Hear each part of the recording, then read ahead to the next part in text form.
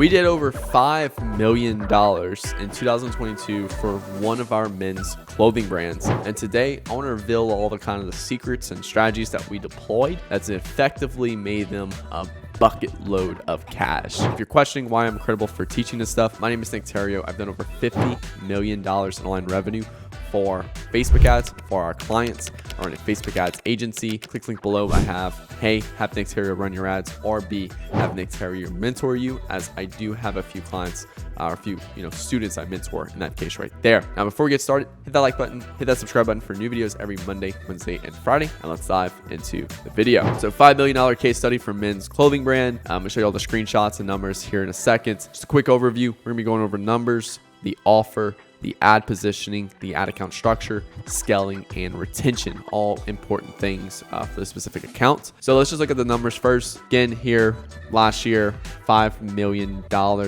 are euros, which honestly, like euros to dollars right now is almost a 1-to-1. This is Triple L screenshot. Now, just a little keep in mind right here, Triple L shows the overall sales, where this shows sales after like refunds and stuff. So if you take that total sales and subtract it by refunds, you'll get that 5 million right there. That's why it just looks different. You can see right there, we did about 57,000 orders. Which the only reason why I wanted to really show this with you really quick is because you can see returning customers about 44% and new customers 56%. Okay, that's very important right there, because with any brand, as you start to scale to these big boy numbers, you want to have anywhere from about a 40 to 60 split between new customers and returning. So 60% new customers, 40% returning customers.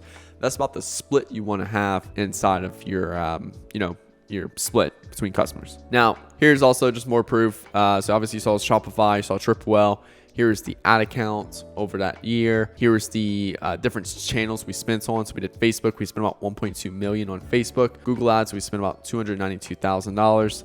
TikTok, we spent about $83,000. Snapchat, about $79,000. I think since then we've actually cut Snapchat off because it's just terrible in that performance level right there. Yeah, so all pretty solid right there. Just numbers overall, looking at things, we did $5 million in revenue in 2022. We spent a total of $1.7 million in spend. Overall ROAS about 2.94. Returning customers about 44%, 56% new customers. Our new customer acquisition was $52, so $52 to acquire one customer. Our AOV is about $118. Our 12-month LTV is about $178. So basically, on day one, someone will spend on average about $118, and over 12 months, they're going to spend about $178. So, day one, we are about doing a 2x ROAS, but over 12 months, we're doing about 3x, a little bit over a 3x ROAS for on that LTV side. So that's just looking at overall numbers. Also too, generally we're doing about a 70% profit margin on the AOV, and that's just COGS and shipping for the expenses. The other 70% obviously goes to ad spend and all the other stuff inside of the business. Now let's talk about the offer. Okay, so you got to see the numbers. Biggest thing I want you to take away from those numbers is that I want to see about a 40 to 60% split from new customers to returning customers. So 60% of your revenue should be coming from new customers, and 40% should be coming from returning customers. Okay. And we'll go over ways to increase that later. All right. Now the offer. Again, the offer is not a discount code. It's not a free item. It's none of that. All right. An offer is simply what you give people in exchange for their money. That's all an offer is. Okay. So let's look at our offer. All right. Our offer was basically, it's again the men's clothing, and we took a new approach to men's fashion. We introduced something new because we realized, hey, everyone's doing the same shit. So we took a new approach.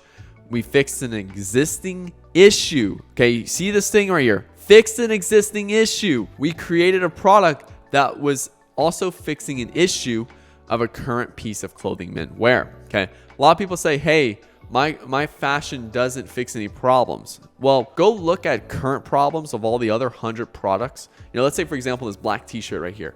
I'm going to go look at the other 100 black t-shirts on the market. I'm going to audit every customer, and I'm going to see what problems do you have with that black t-shirt. And they'll tell me a list of problems. Then I'm going to go create a black t-shirt that's a better black t-shirt than all of these other products. Okay?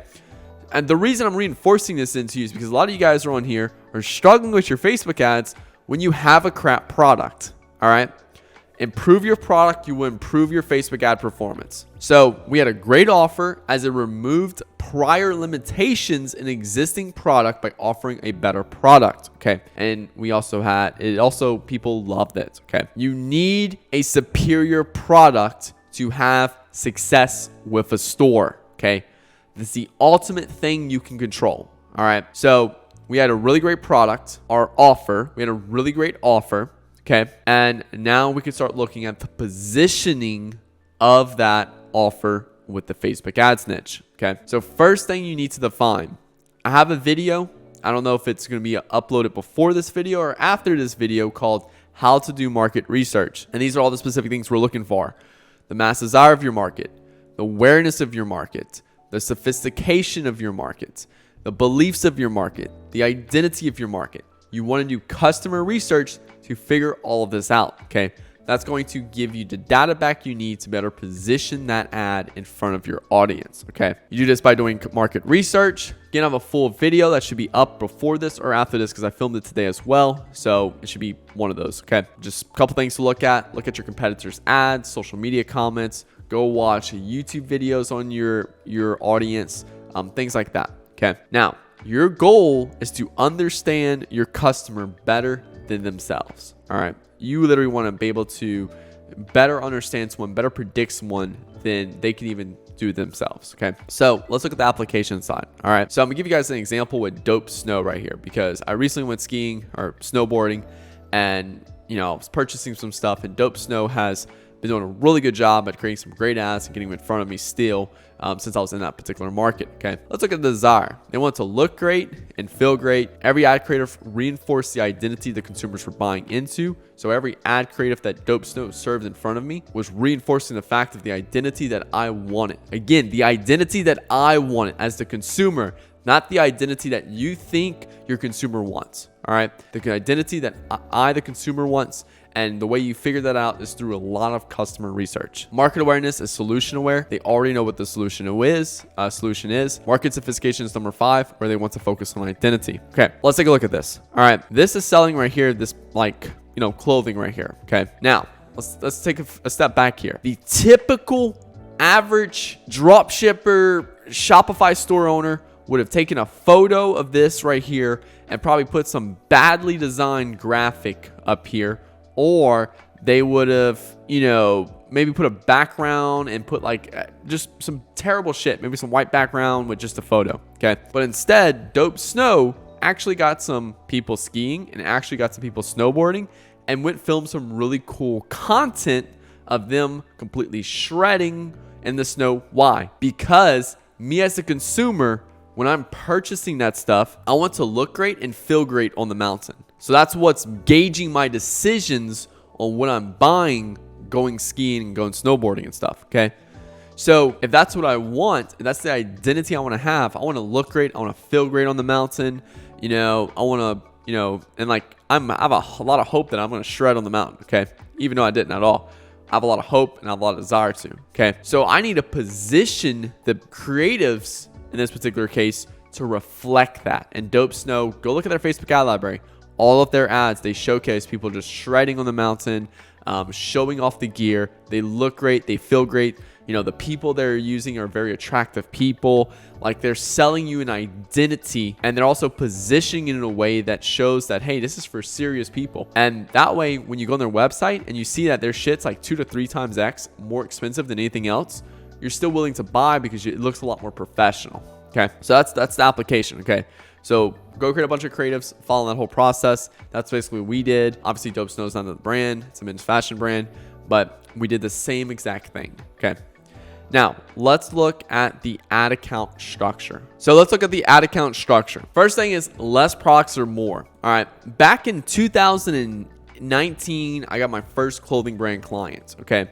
In 2019, when I had this first clothing brand client, they would drop about 2 to 3 new products every single week. Okay. And about a quantity of about 50 to 100. Okay. So 50 pairs of pants one Wednesday, 100 pairs of shirts Monday. Okay. The problem this was causing is that the client would push on me saying, hey, Nick, we need to create a new campaign every time we do a drop. And at the time, I didn't know really what the fuck I was doing. So I was listening to the client. Now I don't really listen to the client because now the client listens to me because I have a lot more experience. And not saying that from an ego standpoint, but I have more experience to be able to help them at a greater level. Okay. And the problem we kept having was we would create a campaign, it'd perform for a few days, then stop. Why? Because they would sell out of inventory, then drop. Sell out of inventory, then drop. And performance was just like this.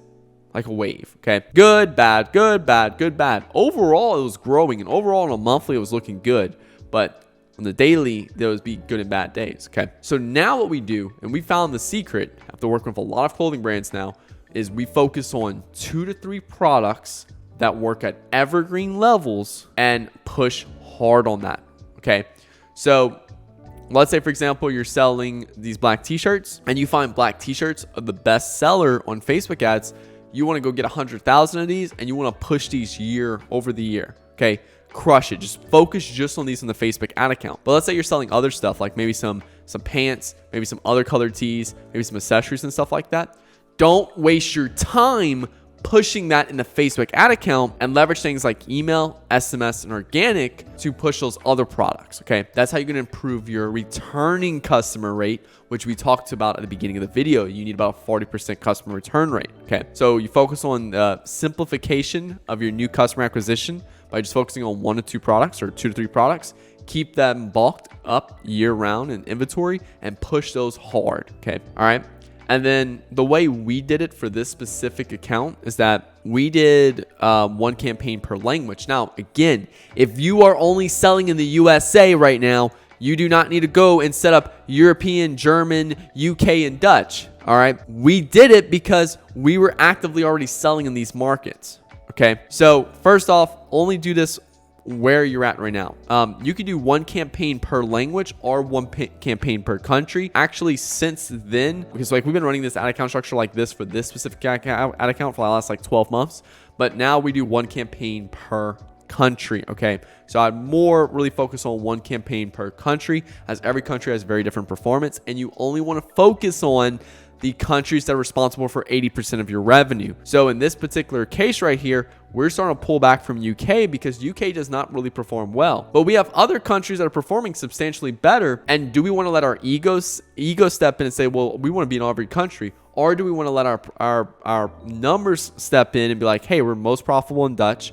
We're not capped yet. Let's keep focusing and pushing more there. So that's something I have to look at. Now, then what we do is we do 1 ad set for winners, which as you can see right here, NLB02 Dutch. That's our main ad set for our winners. And we use DCTs to find new ads. And I will show you a video in a second that you can do to go figure out how we do this. Okay. Obviously, we're doing everything on broad targeting, age, gender, location. It allows for higher levels of scalability and more stable results in the ad accounts. Okay. Also, you can see inside of the ad set, you can see all of the winning ads within inside of there. And again, if you want to learn how to do the broad targeting DCT setup, go look at my video, Broad Targeting and Dynamic Creatives 2023 Facebook Ads Tutorial. I literally go in the ad account and set everything up right in front of you. I even pull some ads I've created. I do all that right in front of you. So now that you know the ad account structure, you know the simplification by only pushing 2 to 3 products total in the ad accounts, and you also know how to, better position your creatives and stuff like that. Now let's look actually how to scale. Because scaling is the easiest part. Scaling is like eating birthday cake. It's a reward for good behavior. Okay. What is the good behavior? Spending a lot of time on creating amazing ads and finding winning ads. Because when you find winning ads, you get gifted the opportunity to scale. Okay. All right. So that's a big thing there. So rules. This is literally what we follow in the ad accounts. Okay. You have to set a hard line in the sand of over what is your target ROAS. Okay. So overall, we want a 3.5. All right. Overall, we want a 3.5 in the ad account. Okay. Or not the ad account, just overall spend to revenue. If we go look back at these screenshots, we spent at 3.5 with a 1.5x ROAS on Facebook, because Facebook ROAS does not matter. It matters at overall. All right. So Facebook ROAS, we only did about a 1.5, but overall we did a 3.5. Okay. And the way we look at it is total spend to Shopify, not Shopify sales, Triple Well sales. So this is actually about 3.5. You look at the 6.1 million, or if you look at this, it's like a 2.94. So, but we identified that we needed a 3.5 based off triple Wells number. So I just want to make sure you're clear on that, because you know, there was that other number I said about 2.94. Okay, so just make sure you're fully transparent on that. Next thing is that every day we do 20% up or 20% down. Okay, one time a day. All right, and we do this based on the last 3-day average ROAS. So let's say, for example, we have a 3x overall ROAS we want, and the last 3-day average was 2.9 or lower. We scale down by 20%. Let's say our last 3-day average was 3.0 or higher. We scale up by 20%. All right, robotic. That's how you want to function. Okay, remove emotions out of the equation. Okay, and I know a lot of y'all are like, well, Nick, 20% a day, it takes so long. Bullshit. All right, does not take long. Get the I want to be a millionaire overnight out of your mind. Slow, consistent actions is going to significantly outperform the I'm gonna do a double or triple budget today, and the next day you're decreasing budget because you realize you overproduced. And then the day after, everything's red. Now you're pulling back more budget. Then you see a green day. Then you're shooting back up again. You're making emotional decisions based off your own desire to get rich.